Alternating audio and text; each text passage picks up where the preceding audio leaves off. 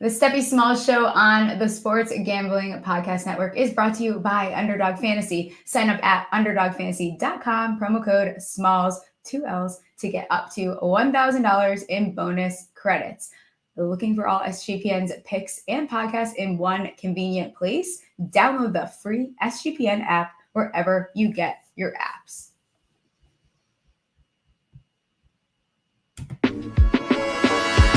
Are you ready?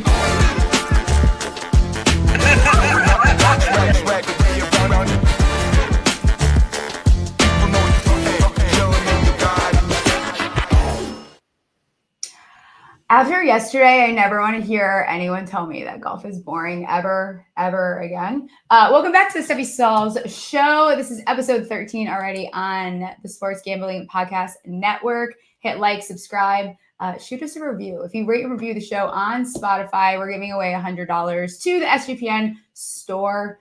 If you just take a screenshot, you can shoot me that DM, producer Ryan that DM, and we'll get you entered to win that. Joining the program in the first half is going to be Justin Mark. We're going to do some weekend debriefing and chat NFL draft bets because we're 10 days away.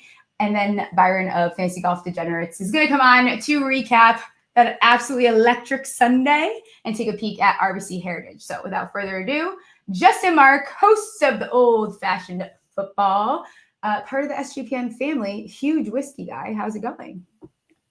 I'm good. How are you? I'm good. How was your weekend? Did you get to watch some of the Masters? No, I was watching UFL actually. So, any big hits over there this weekend? It was a really weird weekend for Was UFL. All dogs covered. 2 of them won outright, and the trend had been that the favorites were smashing it. So it was a lot of bad bets. That's right. It happens. Those weekends. I got burnt on a ton in with the Masters. Some weekend debrief topics. Did you see this dead guy whose wife asked for a refund on his bets?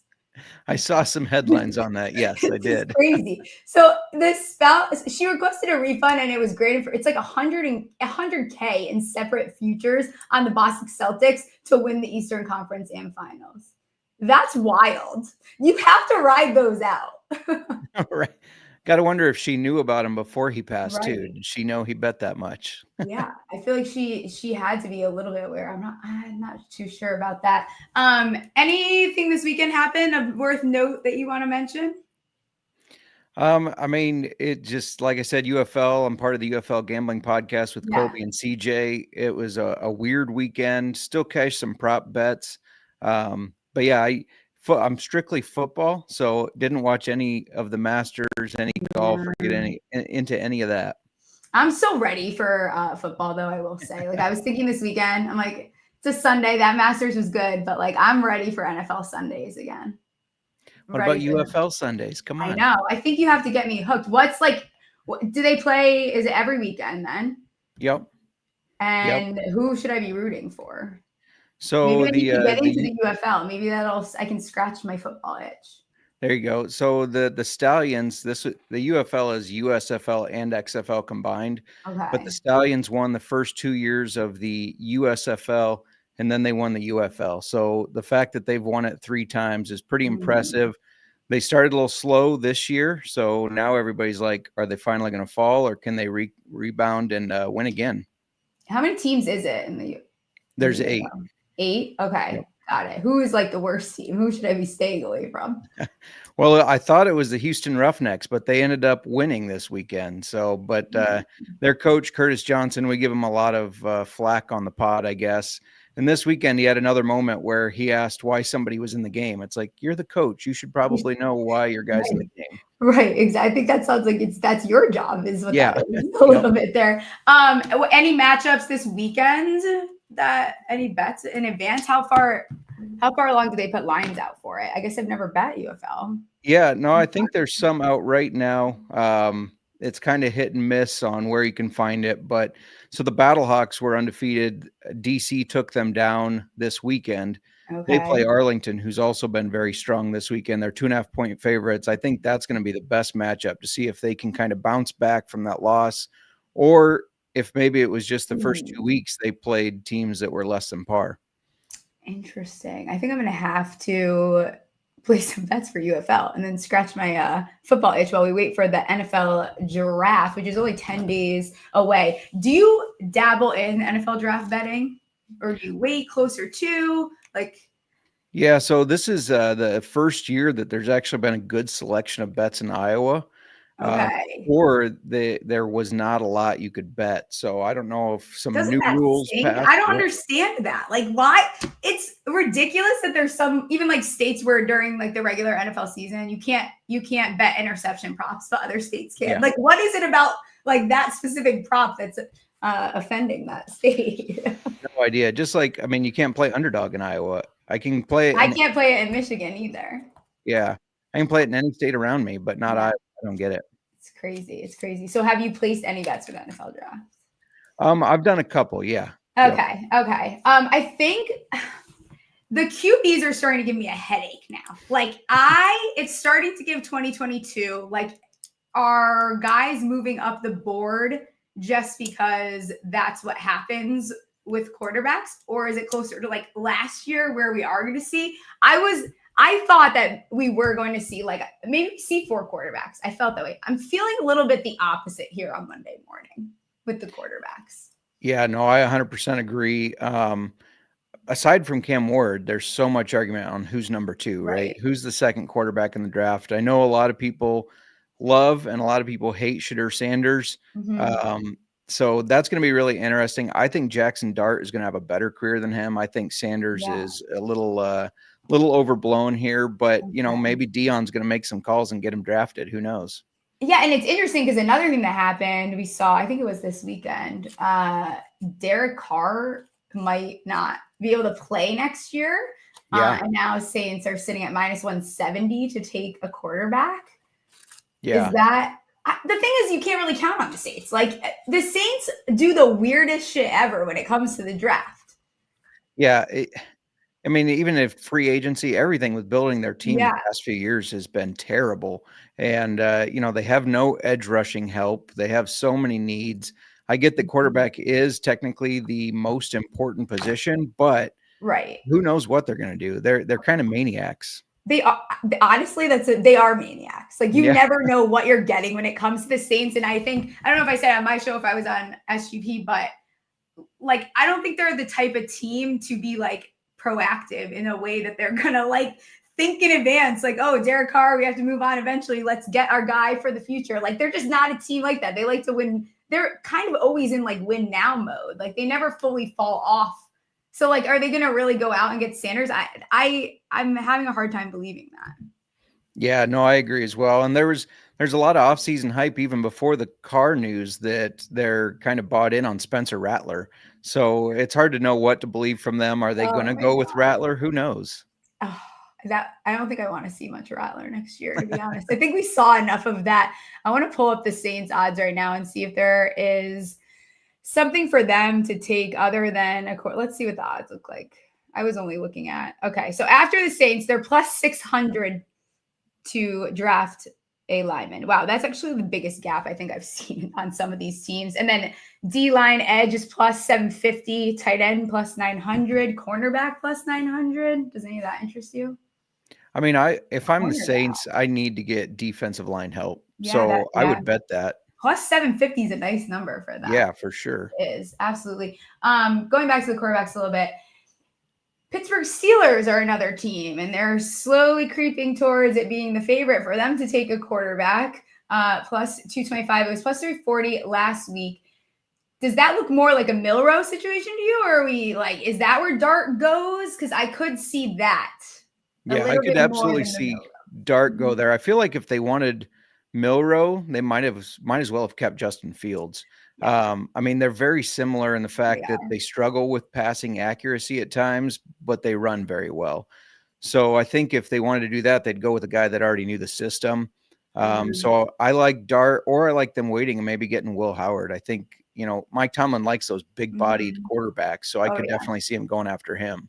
Yeah, absolutely. I think you're onto something with Dart too, because I was shocked when I was scrolling today. He's actually now +200 to be the second QB drafted. He was like longer than 10-1, probably only like 3 weeks ago. So he's got to be shooting up draft boards, unless it's a lot of the public coming in and they're hearing little things and then, placing all these bets on Dart. Where do you think Dart fits best then? I could see the Giants really taking him. I think he would be good there, even though I know they have Wilson and Winston. I think both those guys are really good locker room guys to have for a rookie. The Saints could look at him. I think he can fit in a lot of different offenses. That's why I like him better than Sanders, because I think he is very moldable to different offense types. Yeah, for sure. I think either the Giants or Browns, I want to find a book that'll let me bet for one of those teams to take a quarterback in the first round, like not necessarily first position drafted, but like I do think we see the Browns or the Giants come back into the first round and take a quarterback. Could totally see it. Absolutely. Sure. Browns, are you all in on them going Travis Hunter? I think it makes the most sense for him. I mean, though, if I'm the Browns, I'm taking Carter out of Penn State. I think if you pair him with Myles Garrett, you fix an immediate problem where your defense is going to be one of the probably top 5 if both those guys can get to the quarterback, and then figure it out from there. I mean, it's not a very deep quarterback class. I don't know if I like anybody to take in the first round for quarterbacks besides Cam Ward. So why not wait till that second round and grab best available there? Yeah, absolutely. You think the Raiders are totally off the table for taking a quarterback? I think so. You think they're going running back? Yeah, unless it's later round, they take a project guy. But yeah, I think Ashton Genty is pretty much written in stone for them. Yeah, it feels that way. And then I'm wondering, though, does a team try to come up and jump them even for him? Like, is there something crazy that could happen? Because Genty's got to be like one of the higher guys on these draft boards with the way that they're talking about the top 10 and how it's going to fall. Yeah, I mean, I just saw today a lot of rumors swirling about the Bears trying to jump up. They do have 2 second-rounders. Yeah. That's my team, and I'm a big Boise State fan. So while I would love us to get Ashton Genty, I also think this is such a deep running back class that it doesn't make sense to trade up. Okay, so what do you think where are you at with the Bears? Yeah, I think they've set themselves up to take best available. Yeah, I think so edge rusher makes most sense. They need to get more pressure on the quarterback. I know they added some guys in the offseason, but a young guy that fits the system. But it's Ben Johnson. I mean, we saw him take Jahmyr Gibbs higher than anybody expected. So I could see him getting a flashy player like that at pick 10, or even trading down and getting him later in the first. A lot of stuff circling now about Tyler Warren and the Bears being linked here. I know Ben Johnson had a lot of nice things to say, was glazing him quite a little bit. I mean, he was there when they drafted LaPorta, I'm pretty sure as well. The Bears, I believe, can save money too if they move on from Kmet the following year. He'd obviously be an upgrade, I think, for the most part. That everyone agrees on that. Would you be against that? It's hard for me not to play Homer here because I love Cole Kmet. I think he's a really good tight end. I don't think he's been used the best, but I think he can fit that Sam Laporta role in this offense. And him and Caleb already have the chemistry. So drafting a tight end at 10, I don't like that, but I have seen the smoke about it for sure. Yeah, I've been seeing a lot of it. It's plus 350. It looks like it's moving a little bit towards I think that's, again, though, it's so hard with balancing what you're hearing, like what Adam Schefter's tweeting to like the public, and how much is that impacting the lines too, and how much of it is actually like legitimate information that is sharp money coming in. Yeah, Kramer had an interesting theory on that, where should we look at Adam Schefter's gambling accounts? Because whenever he talks about a guy moving up, the odds go up. Yeah, I think that something needs to be addressed, because it's every time he bets, I would love to see his gambling account. I think we're on to something. We need to check out what he's been doing. Before we talk a little bit more about draft odds, let's talk about Edge Boost. Have you ever had your deposit blocked by your bank right before a big bet? Ever needed cash at 2 a.m. for another shot at the tables, but hit your ATM limits? We've all been there. Edge Boost has your back. Edge Boost is the first ever bank account built for bettors. Edge Boost gives you fast and reliable access to your funds, making it easier to move money when and where you need it, without the delays that can come with traditional banks. For you high rollers out there, you can move up to $250K a day on your Edge Boost Visa debit card with unlimited withdrawals. This works 24/7 for instant deposits. Never wait for a wire to clear. Again, it gets better every time you deposit into a qualified gambling account. You earn cash back rewards up to 0.5%. All this for no usage fees and no minimum balance. Edge Boost is a debit account that makes it easy to get started with no credit checks, no minimum balance, and no usage fees. Simply verify your identity and you're ready to go. Finally, Edge Boost has a suite of responsible gambling tools to help you manage your bankroll and make informed decisions. What are you waiting for? Go to www.edgeboost.bet, promo code SGPN. That's edgeboost.bet, promo code SGPN. We're also brought to you by MyBookie AG. MyBookie is your place to bet on every sport, including the NBA playoffs, plus props for every game. MyBookie accepts customers from a ton of locations, easy deposit, and lightning fast payouts using crypto. And if you tailed last week, we hit Aaron Rai to be the top debutant after round one at plus 940. Hit a couple of things over there. They have some of the best lines. Definitely check them out when you are shopping around. Head to mybookie.ag, promo code SMALLS for 100% deposit match up to $1,000. That's mybookie.ag, promo code SMALLS. And we'll talk a little bit more about the draft, get back into it. Got through those reads. I like in the chat, clap for me. I think that's the first time I got through the reads without messing up since I started doing this. It only took 13 episodes, but we did get there. For Tyler Warren. Yeah. What do you think Carolina is going to do? Because I think they might be a trade down candidate, but like, I don't know that I would be super shocked if Carolina took them and it's a 15-1 sitting there. Last week it was 25-1.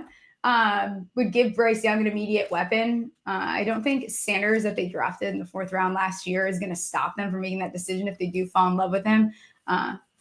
Temple is their tight end 1, I think, right now. Like, couldn't hurt. Yeah, no, for sure. I did a recent mock that was kind of fun where I have them taking Shedeur Sanders. They just seem like a team that's going to reach on a quarterback that's maybe not that good because they did the same on Bryce Young. So that would be interesting to me. I don't think they want to keep up with Bryce Young. I mean, and his confidence has to be blown anyways. I mean, they started him, they pulled him for Andy Dalton, then, we're going back to you. Never mind, we're pulling you again. I think they're out on this guy. And so I could see them try to trade him to a team, maybe the Saints even, though probably not in the same division, but I think that he's going to become a project for somebody else. And maybe they do draft a quarterback higher than everybody expects. That would be crazy. I wonder what their odds are to take a quarterback. That would be insane. That's the type of drama that I want on. It's 80 they're to 100 to 1 to take 100 to 1, yeah. I love it. Okay, Houston positioned a first drafted player. I want to get your opinion on this. To be a wide receiver at plus 400. I know they need O-line bad. Like, I'm well aware that is obviously something that needs to get addressed. But the board might fall funky to them where they are, and they might not be in position for one of those prime players. They're also another team that I could see being a trade back candidate here. The wide receiver room is not pretty. I mean, you've got Nico Collins, who is amazing. We know that. No Steph Diggs. And then Tank Dell. I mean, we all saw that gruesome injury. They went out and added Braxton Berrios. Like, that's not nothing about that gets me excited. Like, so I think they could use it. I don't hate that landing spot for them to take a wide receiver. Yeah, absolutely. I see him going after Matthew Golden, wide receiver. I think that's a perfect fit for him. They did trade for Christian Kirk, but that's not a game changer. Yeah. I mean, I think Christian Kirk is a good football player. I think he's a guy that will be where he needs to be on the field, but they need somebody that can stretch the field a little bit more. And I think that's Matthew Golden. And I don't expect Tank Dell to play at all this year, unfortunately. So that was rough. I think adding a wide receiver, I also feel like they haven't shown that they care to add to the offensive line. I mean, they traded away a lineman. Mm-hmm. They don't seem concerned about that, in my opinion. And I agree with you. I think those top tackles will be off the board. I don't think there's a guard or center worth drafting in the first round where they're at. So yeah, I think wide receiver is a great spot to get them, especially I think you said 4 to 1. Yeah, 4-1. I think that's a really nice number there. Are you in the market where you think that three wide receivers are going in the first round? I know the line's at 2.5. Yeah, I'm I think starting to that, feel like we get at least 3. yeah, because you're going to have McMillan go. He's going in the top Yeah. 12 probably. And then you're going to have, I think, Matthew Golden. And then there's a couple other guys there, whether it's Igbuka out of Ohio State, or do you see somebody reach for Isaiah Bond just because he's the fastest guy there? I mean, I definitely think over 2.5 is the right call. Yeah. What about these Patriots? Like, you think they're going D-line edge there? I think it depends who falls to him. Yeah. If Carter's there, I think you have Linebacker. to draft him. If not, they could use a guy like McMillan, a big 6'4" wide receiver to be Drake May's new best friend. I think that would make a lot of sense. Yeah, I'd love to see that. What have you been looking at odds-wise now that I realize I just yapped for like fucking 20 minutes and haven't even asked you? What have you been looking at as of late? No, all good. Texans first pick wide receiver is one I had written down. Nice. Colts to draft Tyler Warren. You see the smoke with some other teams. I've seen Saints. I've seen Bears. I think it's going to be the Colts that draft him. And then Cardinals first pick, defensive line or edge. It looks like that's around plus 150, depending what book you're looking at. I think that makes a lot of sense for them. The other one I have circled is 49ers first pick offensive lineman. They need some offensive line help. Yeah, I was looking at that. I feel like they're another one of those teams where I could see them moving back or even maybe moving up. If it depends how much they like some of the guys earlier on. I think we see quite a few moves when the draft does go ahead and get started. Yeah, and there's always a couple that it's like, what? Who's moving up? Like, Because what these just happened? these GMs, it's so hard to get in their head, and there's always ones that they just want to make that splash just to make it. It seems like, you think about the Falcons drafting Michael Penix last year. Nobody saw that coming. There's just going to be. That's why I like the draft. There's chaos, right? Yeah, it's the best. It's the absolute best. Rams to take a QB. That line is another one that's slowly getting shorter. But is that another one of like the Schefter betting account that knocked it down because they looked into Dart? I don't know if they brought anyone else in, but that's plus 600. And Stafford is getting older, having that ability to have if you do fall in love with like a Jackson Dart, could he go to them and he gets to sit behind Stafford? Like, is there really a better? Could you ask for more development wise? No, I mean, I think it would make sense. I just don't know if they do it, especially when they got Jimmy G there. He could come in, I feel like, for Stafford, maybe not do as well as Stafford. Stafford's a really good quarterback, but I think that's a guy that's still young enough and doesn't have enough miles on him that he could be their developmental guy. That would have Devontae Adams in hell. He doesn't he not like a Jimmy G? I'm pretty sure he doesn't. That poor guy. It's hilarious. Is there a player that you think someone like the public is getting completely wrong right now? It's a good question. The public is so all over the board with Shedeur Sanders, but a lot of them think that he's going to be a first round pick. I don't think he's worth it. I think that he was in a really good system at Colorado. He knew the system well. It was his dad coaching. I just think that he's got too much of an ego to fit in the NFL. And sometimes ego is good unless it's too much, right? And I don't expect him to be able to walk into a locker room with veterans and get the respect that he's going to feel he deserves. And I just think it's going to be a train wreck. I think whoever drafts him is looking at a train wreck. I think I want him to do well so bad because I hate that everyone is hates him, but that's probably just me being this is Hofty that I am. His draft position sitting at 8.5, heavily juiced to the over. Yeah. We realistically, do you think he falls out of the first round? Because I don't. I think someone does draft him. I do too. I think it's a mistake, but I agree. I think somebody drafts him, and I think it'll probably be somebody that ends up trading up to draft him. Yeah, it's got to be the Browns or the Giants. I don't know who else would be trading up for him in that back end, unless I know he went and saw the Steelers, but I just don't see that. That's one of those that I'm like, Is there any truth to that? It doesn't seem like something. I know Tomlin's not running the entire show, but it doesn't seem like something that he would ask them to do or want them to do. Yeah, 100%. Any other bets that you're looking at for the draft here?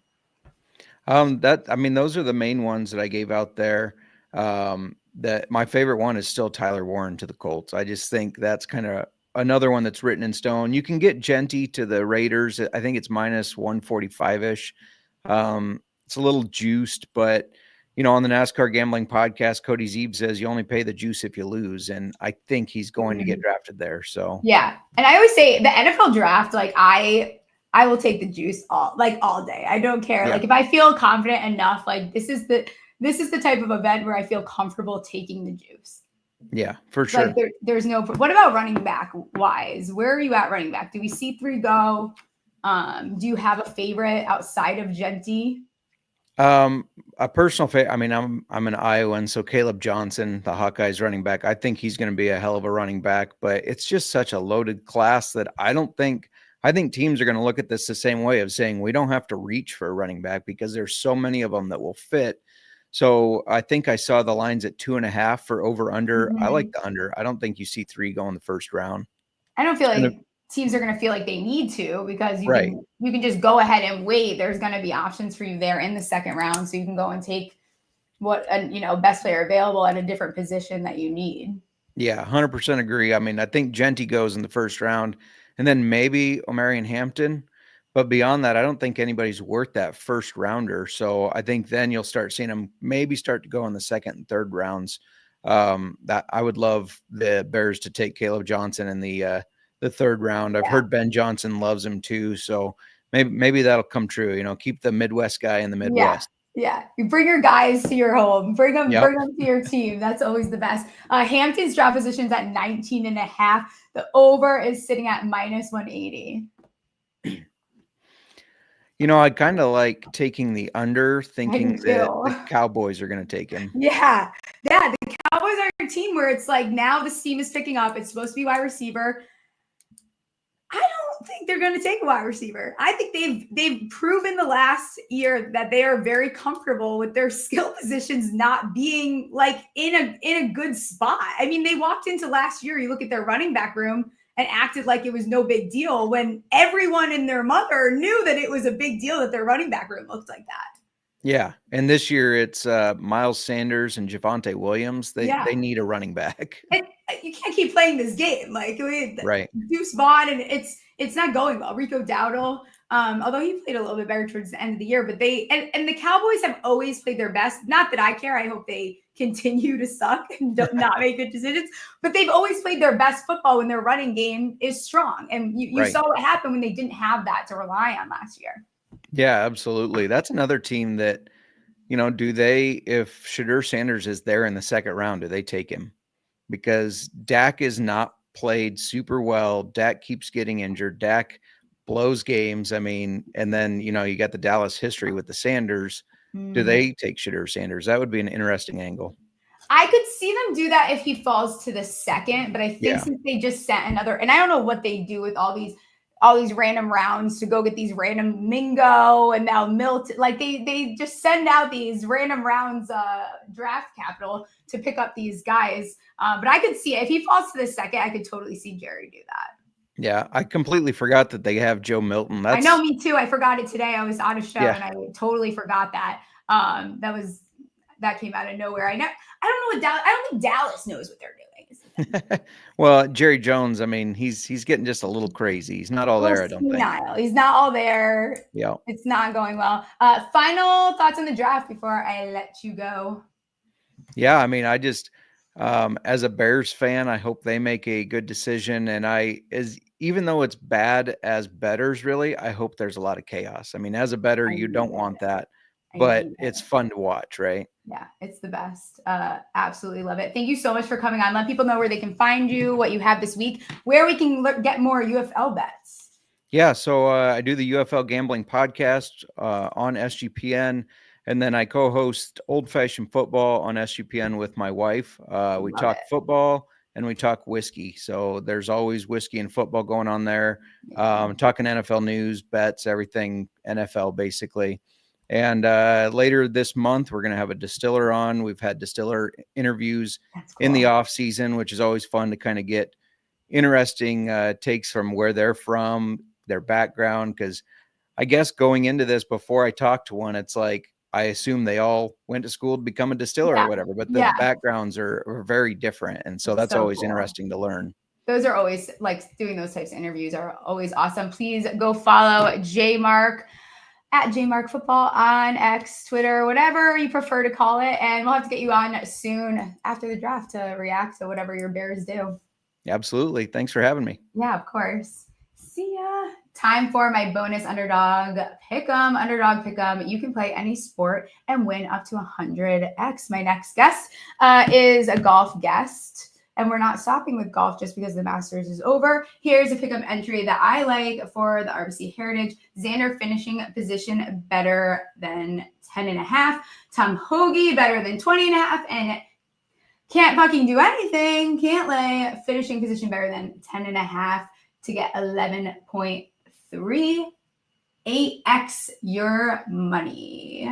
Use code SMALLS to claim your special pick and first-time deposit offer up to $1,000 in bonus credits. UnderdogFantasy.com, promo code SMALLS. Rhythm is your home for AI-backed picks and props. Rhythm is now live for Major League Baseball. Plus, they have models for NBA and golf. Picks so good, it feels like cheating. Building your own model is simple and easy. Here is a pick that Rhythm actually likes for RBC, staying on brand here. A short dog play on my guy Daddy Day, top 20 plus 130 with a 52.4% win probability. Rhythm has some amazing deals going on now, 25% off monthly subscription with promo code SGPN25 and 50% off annual subscriptions with promo code SGPN50. That's Rhythm, promo code SGPN25 or SGPN50. And another newcomer to the show. I'm so excited to talk to him. Byron from Fantasy Golf Degenerates. How's it going? We haven't done a show together. Stephie, I don't know how this is the case, but the week after the Masters, we're both probably hungover emotionally, potentially physically. Yeah, we are. Why not this week? I feel horrible today. My voice is almost gone. I drank too heavily on a Sunday. Did not mean to do that. But I mean, holy fucking shit. Holy fucking shit. Did the Masters deliver or did it deliver? Like yesterday, I have chills thinking yesterday was truly, if not the best sporting event I think I've ever watched. It was so good. I had Justin Rose as a live outright, and I did not give a shit that he lost. Did not care. It was the best finish to a tournament we've ever had. We saw something that only 5 other people have ever accomplished in the history of golf, with Rory finishing, that Grand Slam off, which we thought was never going to happen. So we might never see this ever again in our lifetime. So we literally saw a once in a lifetime storybook ending at Augusta. God damn, it was amazing. Oh my God. I still I want to relive that. The drama, the theatrics, the cinema, it was perfect. Down to everything. Rose on 8, literally every little piece of it was absolutely perfect. It even made me as a known, I'm not the biggest fan of Rory. We all know that. Not a fan of Mr. Nipples. Don't love that I can see his nipples all the time while he's golfing. Don't really like his attitude a lot of the time. I even started to feel bad for him. I was like, Rory, just fucking do it. I'm like, come on. I'm like, you can't keep doing this. And when he missed that putt, I was screaming. It was like the Michael Scott vasectomy meme, snip, snap, snip, snap. It was just we were castrated, then we weren't. Then we were, then we weren't. And then, hey, we came home. That's all. We landed the plane. That's all that matters. So we can all celebrate as a community. I mean, this was a community win, even though he was plus 650, right? So we were just all morally invested here. And great. Crazy. Scotty Scheffler being the guy that put the world number one, putting the jacket on Rory, having him behind there.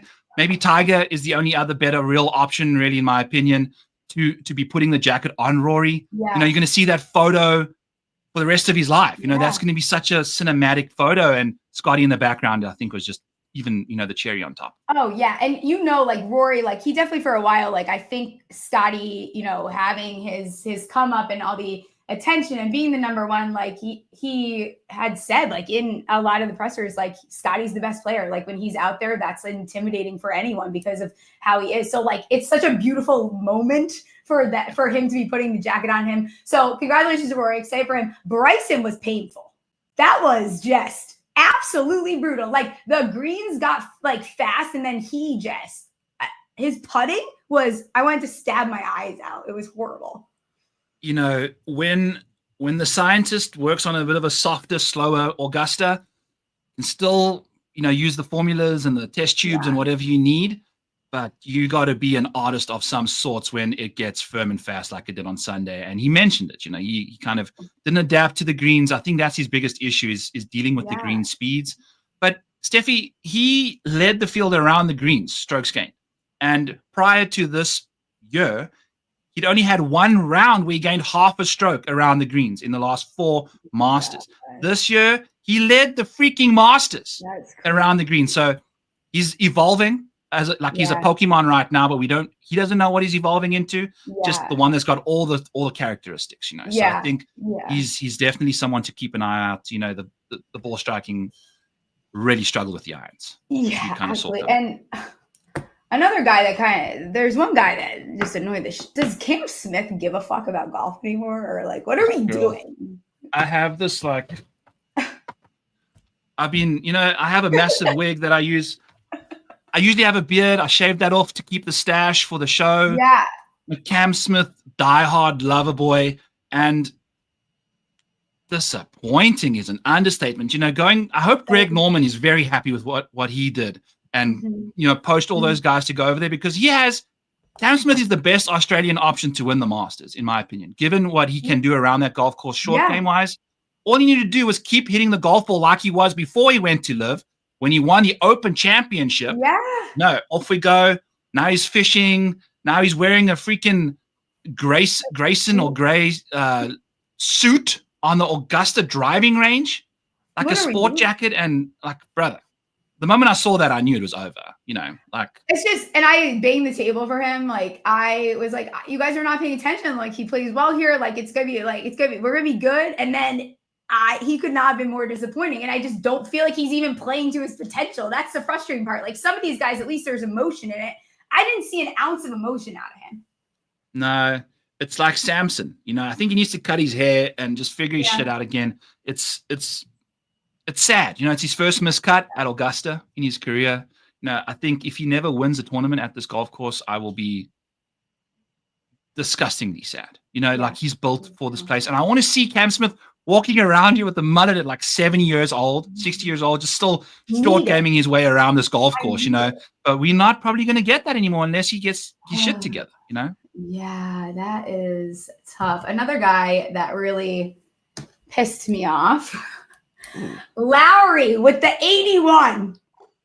Oh my God. I just needed a top 20 out of you. I didn't bet you outright. I didn't ask for a lot because I was one of the people where I didn't see Lowry putting on the green jacket this year. It wasn't in the cards. I didn't see that happening. He played awesome the first 2 rounds. Round 3, round 4, he just absolutely shit down his leg.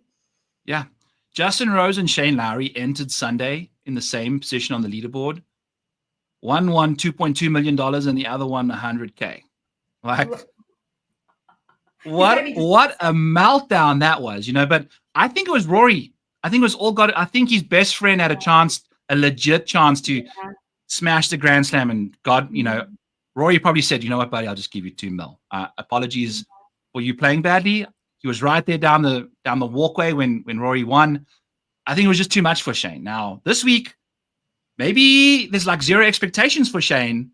Played well at this golf course. Maybe he just a little Irish double goodbye, and the 2 boys right off into the sunset. From celebrating though. Well, that's the best part. Sometimes some of my best golf has been when I'm. That's true. Your expectations are gone because you you're long over. So he's a good Irishman. He can also have a couple and stay nice and level. Correct. I mean, he obviously has got the tank to put them back. So yes. Homa looked happy. Homa played good. Where is this Homa been, and why does he only do this now at the Masters? Because that's Stephie, annoying. Did you see him hit that shot out of the rough under the trees, and this old dude walking with the flag across the fairway, he beamed it into his ass. Into his ass. Directly into it. He hit him, and he's like, come on, man. Like, what on earth were we doing there? I mean, if you're a volunteer walking across a fairway at Augusta, head on a swivel, baby. Come on. I don't care if you're 65 or whatever. And then he played it off so calmly. But Max, to overcome that, now he's had 3 top 12s in his last 13 months. 2 of them had come Augusta. So crazy. It's just like his happy place now, which is insane. So he's back again next year with the T12. And by the way, the other top 12 was at Wells Fargo in 2024. And that's where they'll be playing the PGA Championship, by the way. Oh, that's good to know. I live bet Homa on Thursday just because I wanted to see what the number. I live bet him at 160 to 1 with the each way. And I thought it was going to hit at one point. I was like, I was kind of joking when I bet it. I was like, oh, wow, he kind of looks good through 1. I'm like, let's just see. He plays well here. I bet him to miss the cut, so it was kind of stupid. But I'm like 130 to 1, whatever. Let's throw a couple bucks out. And I thought for a second there I was going to end up hitting that. Dude, it was so close. And then the double on the final hole. But you know what? Just to see him back without the caddy now as well. He's going off on his own mission, new caddy. So a lot to digest on the Homer front there. But going back to the KFT for he's obviously on tour until the end of 2028. But he's playing like he should be heading back to KFT for Q School because it's not being good. And I'm glad to see him with a small resemblance of form. Do you have any early flag plants for any of the other majors? I've got Rory for the PGA, but that number's long sailed. I got him at 11 to 1 earlier in the year. That's gone.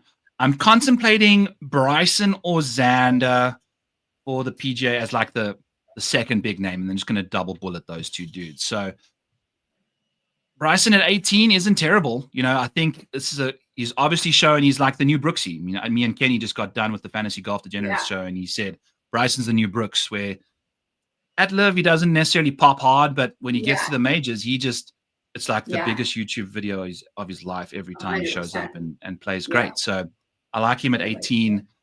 Max, if you're in the mood, 65, 75s, depending where you can at Quail. He loves Quail Hollow a lot. Yeah. I bet Jason Day 110 to 1 for the Open.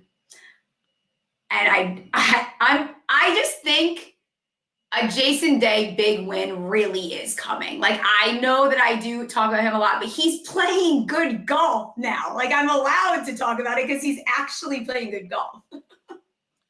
Yes, he's got the short game is where it's at with him right now. He's got this daddy daycare vibe where he just shows up and experiences everyone to death because he's just absolutely his got tee though is killing him a little bit of issues there. But you know what? I thought you were going to say you bet him to win the PGA Championship at that number because he's also playing. I'll probably end up betting him at that too. You should. I think if you got to stay on brand, you've got to stay on brand with Jay Day at Quail. Russell Henley 65 to 1 to win at the US Open around Oakmont. Kind of fancy that, for a more of a positional type venue for him versus Quail. I don't see him gouging it around there, but I like Russell Henley. I think you probably get him in the 60s and 50s right now. And then Justin Rose at the Open Championship.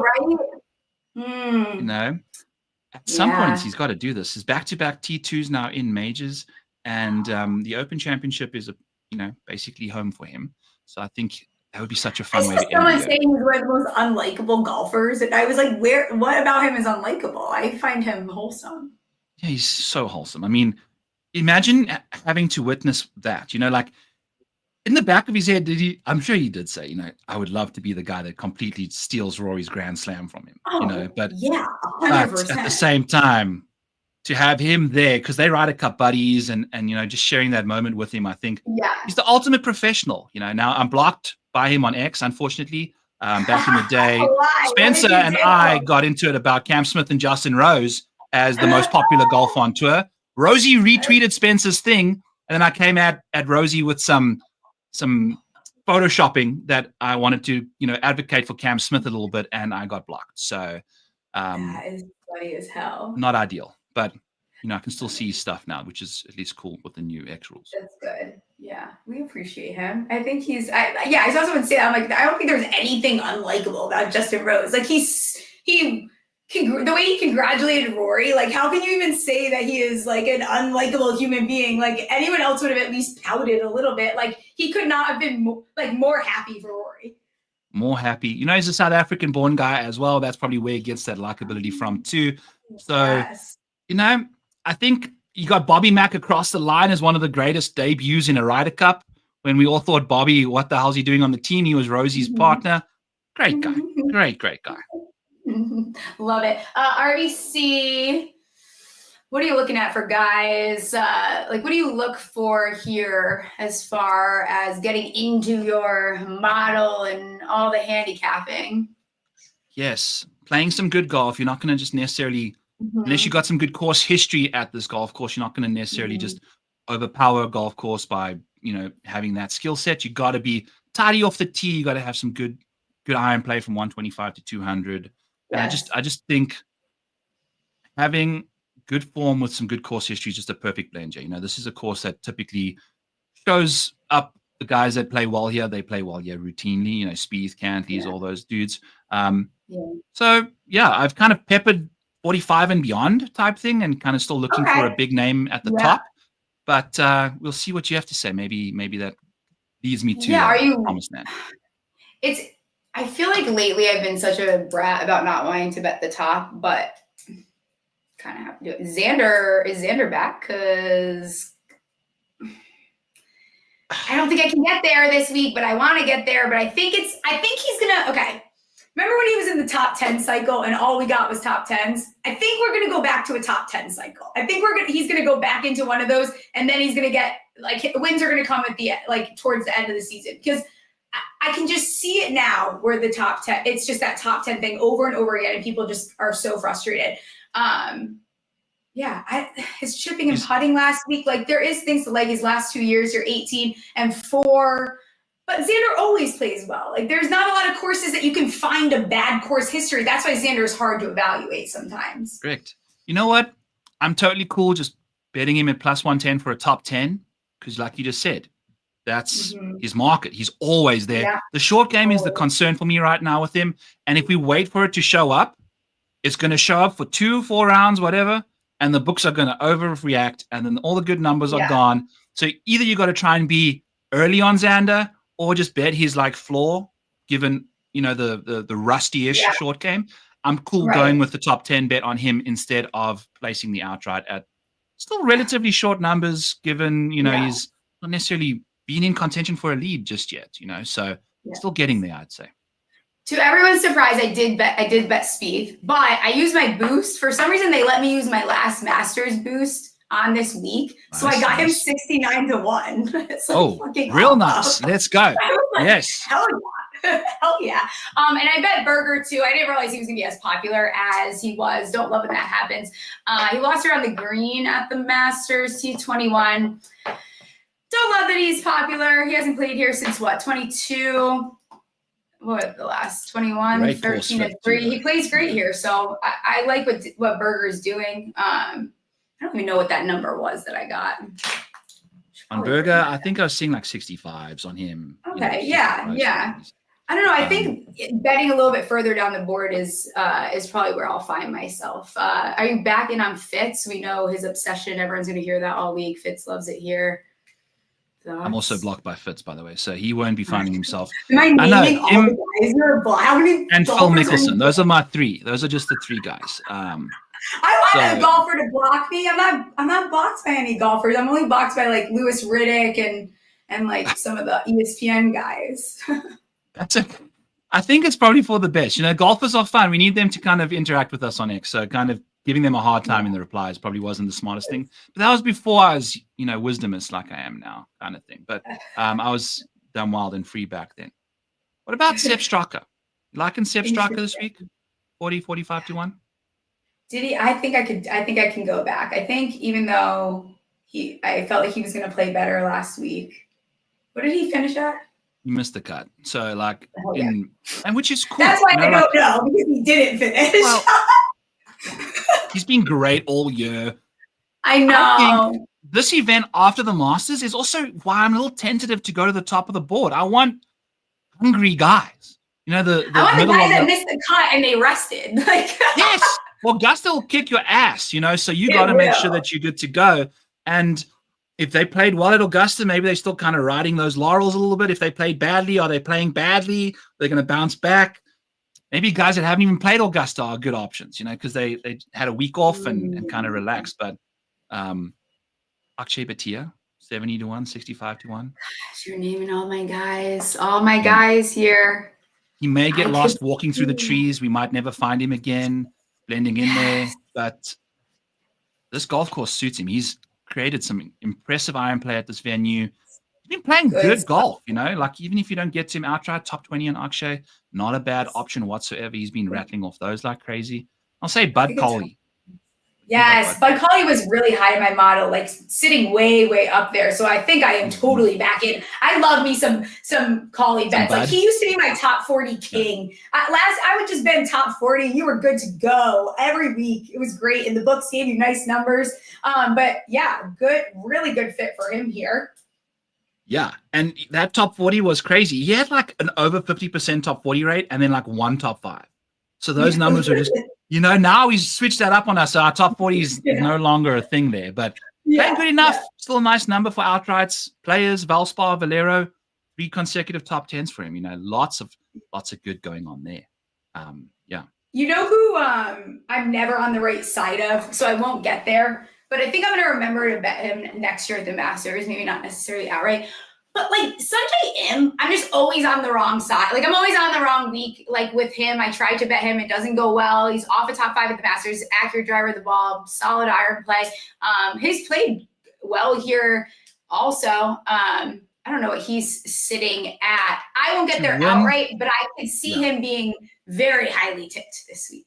Yes. The outrights, I mean, Sanjay M like wins once every 300 starts kind of thing. So like trying to be on him is like one of the most costly golfers you could have bet outright on over the last like half a decade.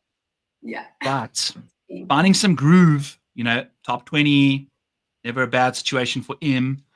Played nicely, good course fit. Maybe he's found it, you know, around Augusta. Yeah. Other guy, I made two top 20 bets. The first one I placed was Sammy Valmaki. Plus 360. He's just like quietly playing some really good golf. He's in the top 10 of player strokes gain approach in this field. He has a T12 and a 4 his last 2 starts. I bet him actually at 400-1 last night drunk. But I like the top 20 at plus 360. Hey, I like the 400 as well. You know, that's got some Masters whiff still kind of coming, some fumes coming off of there. So I don't mind that whatsoever. I don't know how great of a course fit he is, but, you know, at the same time, we saw him surging up the leaderboard around, you know, the last couple of weeks. Yeah. So why the hell not? Do not mind him. He's a spike player. Like, I don't know when what you're going to get from him. Like, he could miss the cut here, or like if he's T8, I also probably wouldn't be entirely shocked either. Another guy playing good golf. Not going to bet him outright. He's another one that I just don't think. I've been betting this guy for the last like 2 years. I just don't think we're getting the win. I got the win at Pebble with him. Hoagie top 20 at a plus 240. I like that. His last 3 starts: T14, T5, T3. 7 appearances here. 5 missed cuts. So it's not even not a lot to write home about. T17 and something else last year. 2 top 30s. He's playing good. Been really stinky around the green. So we'll see how it goes. But I don't mind the top 20. He seems dialed in his own game, and he's playing very confidently. Probably get 2 good rounds out of him, and then I'll shit the bed. But that's what the top 20 bet's there for. You know, 2 great rounds, shit the bed, roll around in it for a little bit, and then kind of stumble out on round 4 and just finish T19. That's all we're asking from you, brother. Not asking for much. I'm cool with that. And he's a top 20 guy. You know, like I've been betting him top 20 quite religiously. I like him on these shorter little, you know, iron intensive venues. He's not a bad option whatsoever at all there. I've got a 600-1 outright for you, Stephie. I love it. This is the stuff I need. I need Okay. this in my life. Brian Campbell, the winner of the Mexico Open. Okay. Let's do it. Top 30 at the Masters in his debut. This guy couldn't hit a golf ball over a mole heap and goes to that big ass golf course and just completely led the field in round 4 approach. Got Victor Hovland, Colin Morikawa, Scotty Scheffler, Rory McIlroy. Kicked their ass by like 1.5 strokes on approach in round 4. So he is feeling it after a Masters debut. Top 30. Going to a golf course now that really suits his game. Short hitter, great short game, and good long irons. So 600-1, whatever the top 20 market is for Brian Campbell, give me that as well. I mean, we're going to be seeing 100%. Where is he at, Jeff? 850-1, plus 850 for a top 10. So all that's day. Not ideal, that's but not. still, Wait, plus 650 for the top 10 or the top 20? I know. At 600-1. What? How does that math doing stop mathing? Okay, it's been smashed to plus 170-1 now. So you're gonna have to shop around. Maybe some Brian. I'm a market mover. You know how it goes. But you are. No, I'm just kidding. But go shop around, people. I like Brian Campbell this week. I think he's under the radar. I like that quite a bit. You mentioned Hovland actually. It's like 14th in total driving and 13th for strokes gained on approach at the Masters. I don't know what to do with Hovland. Does kind anyone? of trending? I think you bet Hovland the moment you've like literally seen a UFO in your life. Then okay, everything's good to go. All's right with Victor Hovland's world because the aliens are now here. He's not waiting for them to get you anymore. Literally. And then he can focus really on golf. So add him to win the Masters, and then on hole 10, I think he hit in the trees both times. It's like went full Tarzan on us out of nowhere, and I don't know if I like that around this golf course, but he's playing good. It's just he is just such a head case. Oh my god, such a head case. He is. He really is. And then what about Michael Kim? What about Mayo's boy, Michael Kim? Michael Kim's playing himself some good golf. I just don't know how I feel about him here. Yeah, I like guys that can shape the ball both ways at a golf course like this. You're going to have to be on the correct side of a fairway. It's a predominant draw.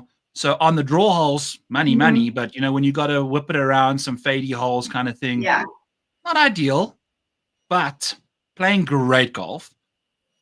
Played phenomenal golf at his debut Masters. Yes, played a lot of golf. Got his week off at the Houston Open.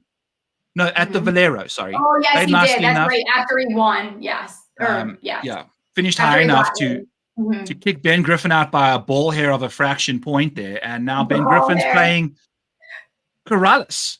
Talk about just brutal luck on his behalf. But I don't mind old Michael Kim. He's often these social media guys show up and they just all talk, but now we've had Min Woo, Michael Kim all playing good golf. It's good for golf when these social dudes are representing.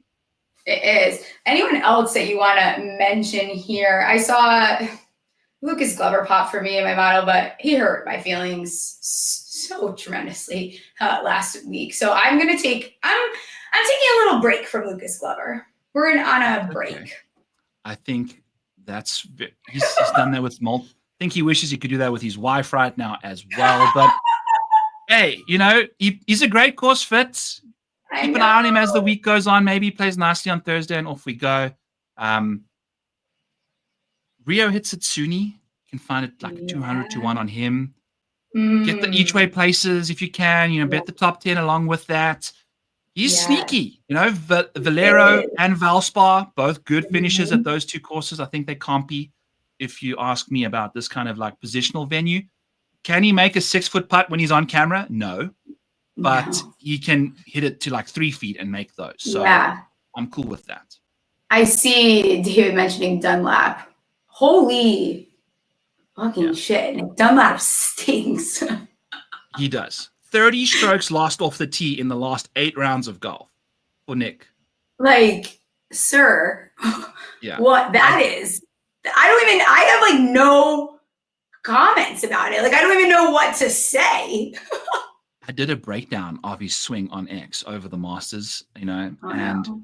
people lost their stuff with me. They wanted to see my golf swing because I broke down his golf swing, because obviously my fat ass swiveling around my trunks down here isn't going to be the same as his, but I've done golf forever. Nick Dunlap's head is shifting at impact like I gotta check it out. This much. It is absurd. And you see what the camera's doing is blurring because I'm coming in out of focus. That's what the golf ball does. Like, you're trying to do something and catch something or anything in your head is moving that much, you are in massive trouble. Pitchers keep their head as like still as they can. Golfers got to keep your head still. His head is moving so much. It's no surprise. He's also got the driver yipped as well, which doesn't help. Totally out on him. And then quietly, I just want to mention it because I don't think anyone talked about this. Nico Echeverria shot 12 over the last day of the Masters. Like, what the fuck? What do you mean? How do you do that? I don't even know what happened. I didn't even look at it. I saw it yesterday. It was just like, you really, like, what did you, that's insane. I think he was 10th. Like, that's leaderboard pressure in a nutshell. He's Darbo always comes and causes nonsense for me on my streams. He was up there. Craziness. Any last names that you want to jump out here before I let you get out of here, because I've taken a bunch of your time already? Patrick Cantley, top 5 plus 350. Yeah. Not going to win the tournament, but if he comes close and doesn't, the top 5's Gucci. He's been inside the top 5 3 times the last time he's played. Yeah. So I love it. Yeah, he's actually on here. Don't like betting him, but that's really just because I don't like his face. Yeah, exactly. But seeing Benjamin Franklin's face come back to you after he finishes top 5 again makes up for it a little bit. So we can do that. I'm cool with that. And then Ryan Gerard, one final outright as we get out of here. Ryan Gerard. Yeah. So he's also 150s, 120s, whatever you can find. Big number. Go get it. That's pretty much my betting card right now. Rattle for more. I love it. I love it. Amazing stuff. Let people know where they can find you. Your show is great. Your co-host is coming on actually on Wednesday. I get you guys in 1 week. So funny. I told him, hey, we need to reschedule our show so I can go on Steph. He's like, I kept my show. I couldn't let them know that I was coming on because of our show. It's like, he was pissed at me. So he's like, no, at least someone's on the show now. So you got to give him some. You guys. Yeah. Sneaky. No, catch me at Back Nine Bets on Tuesdays live on Mayo Media Network at 7 Eastern. I'll be going over all my bets and deep dives of things over there. Yeah. And then just my Model Maniac Patreon, all my tools and things can be found over there as well. So great insight on X too. Great follow. Go follow him, people. Yeah. Steffi, we did this thing, man. We survived half an hour each other. Right after the Masters. I cannot wait to go to bed tonight and try to recuperate some of the energy because the Masters just took it all out of me and I wouldn't have it any other way because it was lovely. I've got to do Texas tonight and I just want to die. So I should address those too. That's all right. We'll figure it out. All right. Like, subscribe, rate, review. If you want to get into that giveaway for the $100 gift card to the SGPN store, if you screenshot it, send me a DM. I'll get you entered into that, and I will be back on Wednesday. See you guys later.